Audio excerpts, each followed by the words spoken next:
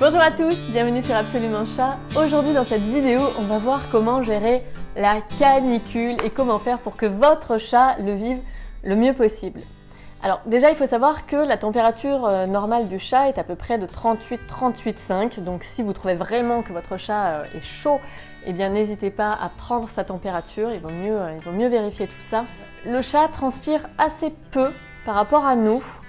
Il va maintenir sa température, il va gérer tout ça en haletant, on ne le voit pas forcément. Par contre, vous allez peut-être remarquer que votre chat halète, par exemple s'il se tape des sprints, et d'ailleurs en hiver aussi, quand on a un chat hyper dynamique qui fait des sprints pour courir après son laser ou la canne à chat, au bout d'un moment il va halter.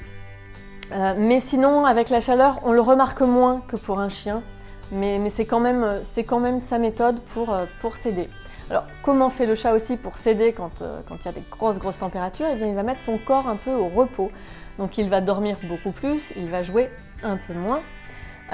Et il faut s'inquiéter que vraiment s'il est apathique, que s'il ne mange plus et que s'il ne boit plus. Ça, c'est vraiment important de se le noter. Un chat qui n'élimine pas non plus pendant 24 heures, il faut aller aux urgences.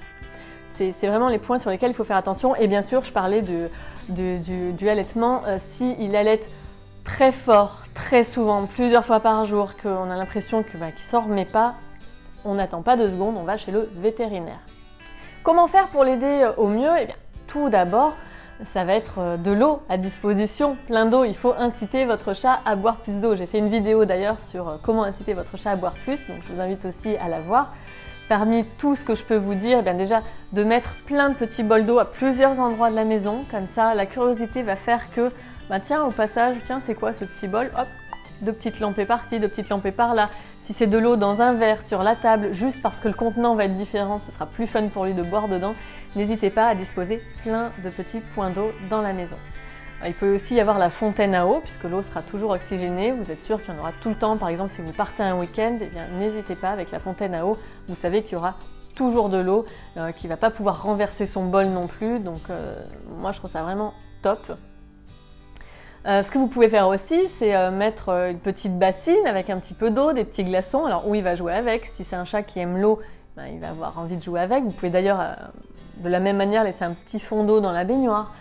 Ce que vous pouvez faire aussi, c'est remplir. Alors, vous pouvez le faire avec un ballon de baudruche. J'ai déjà vu ça avec le ballon de baudruche. Je l'ai fait avec un sac congélation rempli d'eau, donc eau congèle. Et ensuite, vous mettez ce gros glaçon ou dans une bassine ou dans un saladier. Et ça peut être très fun pour votre chat de jouer avec, de lécher le glaçon. C'est pas mal. Sinon, vous mettez juste des glaçons aussi dans un bol. Ça marche très bien, c'est encore plus rapide. Ça, je le fais assez souvent. L'idée, donc, c'est de lui apporter le plus de possibilités pour boire. Voilà, je vais trouver mes mots. Pour la nourriture, n'hésitez pas à donner un peu de nourriture humide aussi pour toujours lui apporter de l'hydratation. Je vous déconseille la douche froide. C'est pas une bonne idée pour votre chat, c'est pas une bonne idée du tout. Par contre, vous pouvez de temps en temps prendre un gant avec de l'eau fraîche. Alors fraîche, surtout pas glacée, qu'on soit ok là-dessus, et bien essoré le gant. Si votre chat apprécie le moment, ok, c'est cool, mais s'il a la queue qui bat, si il a les oreilles un peu en arrière ou un peu en forme de corne, ça veut dire qu'il est agacé, eh bien n'insistez pas, ça veut dire qu'il n'en a pas besoin, ça veut dire qu'il a ses propres systèmes. Donc on ne l'embête pas trop avec ça.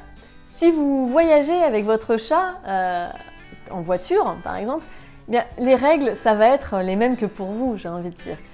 Faites des arrêts fréquents, alors mettez la clim, c'est toujours plus sympa, et puis faites des arrêts fréquents pour vous reposer et pour lui proposer de l'eau. Buvez aussi tant qu'à faire. Et par contre, fermez bien les portes de la voiture, les fenêtres de la voiture, parce que si vous aurez la caisse de transport, il faut que votre chat ne puisse pas se sauver. Parce que parfois on se dit mais non, il n'est pas con mon chat, il va pas le faire.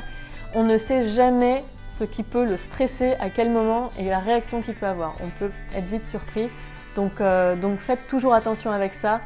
D'ailleurs à ce propos, moi je vous recommande de lui mettre une laisse qui soit bien attachée ou à votre main ou directement sur la ceinture de sécurité.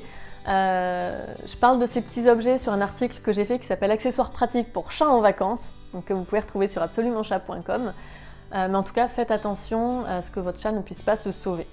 Petit détail pour la maison. Alors c'est vrai que pour conserver un peu de chaleur, surtout pas, pour conserver un peu de fraîcheur dans la maison, généralement on fait quoi? On ferme les volets, on ferme les fenêtres. Et du coup, surtout pour un chat qui vit à l'intérieur, on le prive de toute la vue sur l'extérieur. Alors c'est vrai que c'est pas cool, mais c'est quand même mieux de préserver un peu de fraîcheur à la maison. Par contre, dès que vous rentrez le soir, vous ouvrez tout, vous laissez la possibilité à votre chat de regarder dehors, de prendre l'air, bref, ça c'est hyper important aussi pour son bien-être. Alors du coup, comme tout est fermé, il va falloir le stimuler un petit peu, même si dans ces périodes-là, quand il fait très chaud, le chat va dormir beaucoup plus, il va jouer beaucoup moins, il va être vraiment beaucoup plus au repos. Il met son corps au repos pour bien gérer sa température. Néanmoins, c'est important de penser à bien le stimuler. C'est important tout le temps, mais quand on ferme vraiment toutes les fenêtres et qu'il est dans une caverne, votre chat, eh bien, c'est bien de lui proposer des choses pour le stimuler. Moi, un petit truc tout bête que je fais quand je pars, quand je suis pas là, je leur mets la télé, je leur mets Gulli, parce que j'ai un chat qui adore Gulli, parce que je pense que ça bouge pas mal et que c'est très contrasté, et donc il aime bien ça. C'est peut-être pas le cas de votre chat, mais voilà, trouvez des petits trucs pour le stimuler quand même, pour titiller son attention, même si c'est 1 minute par-ci, 1 minute par-là, c'est toujours ça de prix. On évite aussi le ventilo plein régime. Alors, petite brise légère, c'est cool, mais il y a des chats sensibles qui vont très mal supporter la fréquence. Donc il faut simplement s'adapter à son chat. Et donc si c'est un truc qui gère pas trop, évitez de le mettre, en tout cas quand vous n'êtes pas là. Je suis pas en train de vous dire crever de chaud pour lui, mais mettez-le juste quand vous êtes là. D'ailleurs, en règle générale, je conseille plutôt de laisser ces appareils en marche quand vous êtes présent. Mais en tout cas, c'est inutile de poursuivre votre chat avec le ventilo pour qu'il ait plein d'air. Il saura se mettre à côté du ventilateur s'il en a envie. C'est toujours ça le principe. Voilà, j'espère que cette petite vidéo va vous être utile et va être utile à votre chat aussi. Je vous invite à me retrouver sur les réseaux sociaux, sur absolumentchat.com et puis dans ma prochaine vidéo. Bye bye!